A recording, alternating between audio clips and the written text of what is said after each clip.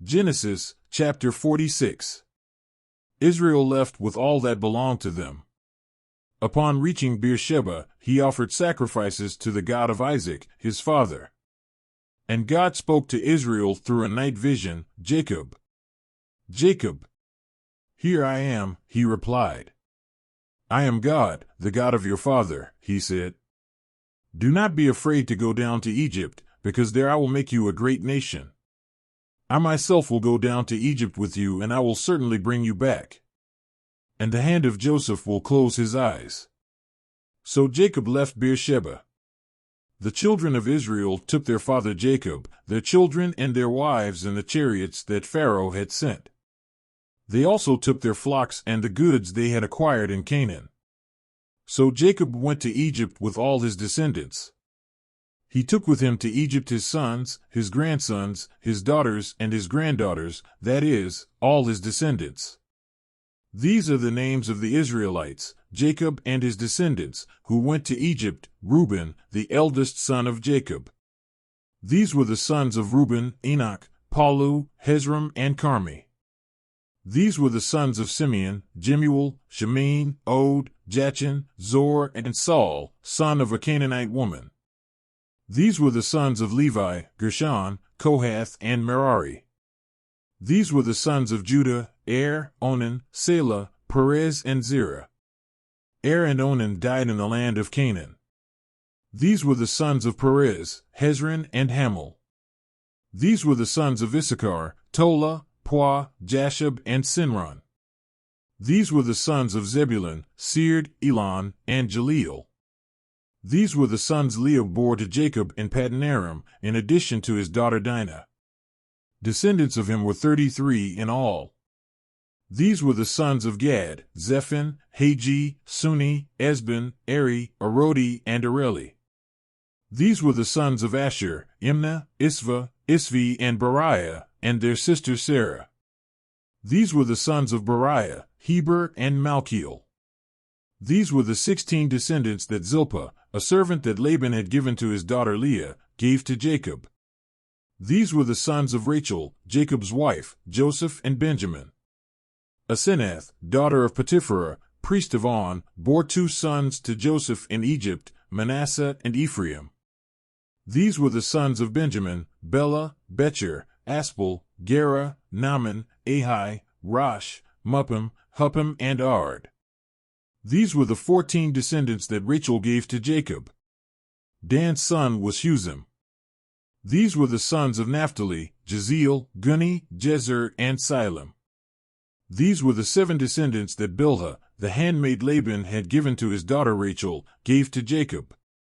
All who went to Egypt with Jacob, all his descendants, not counting his sons' wives, amounted to 66 people. Plus the 2 sons who were born to Joseph in Egypt, the members of Jacob's family who went to Egypt numbered 70. Now Jacob sent Judah ahead of him to Joseph to find out how to go to Goshen. When they got there, Joseph, with his chariot ready, left for Goshen to meet his father Israel. As soon as he saw him, he ran to embrace him and, embracing him, wept for a long time. Israel said to Joseph, Now I can die, for I have seen your face and I know that you are still alive. Then Joseph said to his brothers and all his father's family, I will go and report to Pharaoh that my brothers and all my father's family who lived in Canaan have come here.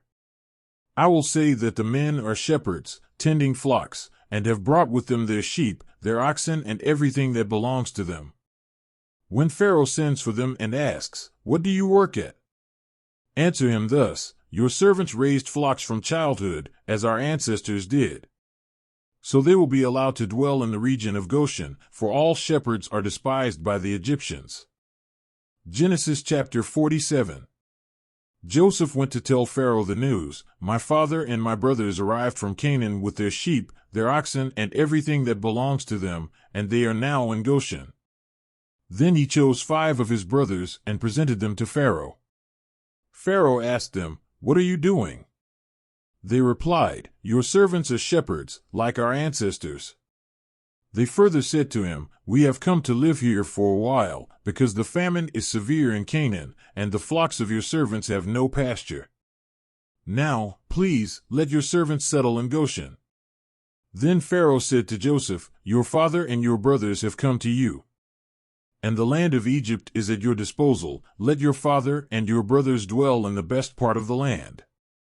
Let them dwell in Goshen. And if you see that some of them are competent, put them in charge of my flock." So Joseph took his father Jacob to Pharaoh and introduced him to him. Then Jacob blessed Pharaoh. And he asked him, "How old are you?" Jacob replied to Pharaoh, "The years of my wandering are 130. So Jacob blessed Pharaoh and left. Joseph installed his father and brothers and gave them property in the best part of the land of Egypt and the region of Ramesses, according to Pharaoh's order. He also provided support for his father, for his brothers, and for his entire family, according to the number of children in each. There was no food in the whole region, as the famine was severe. Both Egypt and Canaan were languishing with famine. Joseph collected all the silver that circulated in Egypt and Canaan, given as payment for the wheat that the people bought, and took it to Pharaoh's palace. When all the silver in Egypt and Canaan ran out, all the Egyptians went to plead with Joseph, "Give us food. Don't let us die just because our silver ran out." And Joseph said to them, "Bring your flocks then, and I will give you wheat in return, since your silver is gone." And they brought to Joseph the flocks, and he gave them wheat in exchange for horses, sheep, oxen, and donkeys. For that whole year he provided for them in exchange for all their livestock. The year passed, and the next year they returned to Joseph, saying, "We cannot hide from you, my lord, that since our silver is gone and our herds belong to you, we have nothing left to offer but our own bodies and our lands. Don't let us die and our lands perish before your eyes. Buy us and our land for grain, and we and our land will be Pharaoh's slaves. Give us seed so that we may live and not starve, so that the land does not become desolate."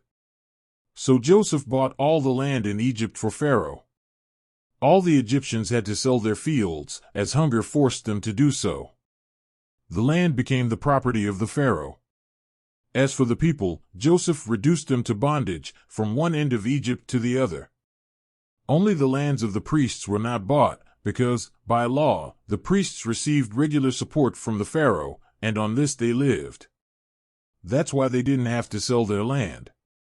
Then Joseph said to the people, "Listen. Today I bought you and your land for Pharaoh. Here are the seeds for you to cultivate the land. But you will give the fifth part of your crops to Pharaoh. The other 4/5 will be for you like seed for the fields and as food for you and your children and those who live in your houses." They said, "My lord, you have saved our lives. Since you have favored us, we will be Pharaoh's slaves." So, regarding the land, Joseph established the following decree in Egypt, which remains to this day: 1/5 of the produce belongs to Pharaoh. Only the lands of the priests did not become the property of the Pharaoh. The Israelites settled in Egypt, in the region of Goshen. There they acquired properties, were prolific and multiplied greatly. Jacob lived 17 years in Egypt, and the years of his life amounted to 147. As the time of his death approached, Israel called his son Joseph and said to him, "If you want to please me, put your hand under my thigh and promise that you will be kind and faithful to me. Don't bury me in Egypt.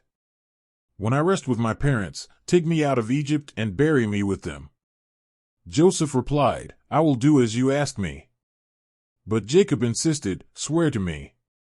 And Joseph swore to him, and Israel bowed down leaning on his staff.